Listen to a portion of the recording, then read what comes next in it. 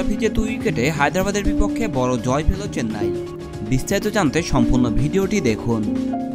Lucknow super জায়ান্টের বিপক্ষে আগের ম্যাচে শেষ ওভারে 17 রান ডিফেন্ড করতে গিয়ে মুস্তাফিজ 3 বলে দিয়েছিলেন 19 রান।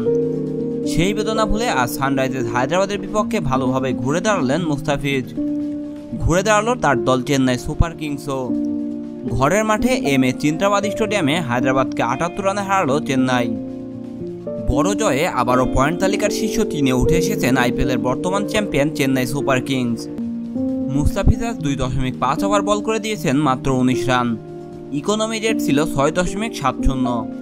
এবারের আইপিএলে বোলারদের উপর দিয়ে যেমন ঝড় বয়ে যাচ্ছেন, সেই হিসাবে এই বোলিং ফিগারটা কিপটেই বলতে হচ্ছে। মুস্তাফিজের করা 3য় ওভার আর ইনিংসের 19তম ওভারে গিয়ে 2টি উইকেট নিয়ে মুস্তাফিজ চেন্নাইয়ের জয় নিশ্চিত করেছেন। এর আগে ব্যাট করতে নেমে অধিনায়ক ঋতুরাজ গায়কোয়াড় 98 ও ড্যারেল মিচেলের 50-তে 3 উইকেট হারিয়ে 212 রান করেছিলেন চেন্নাই।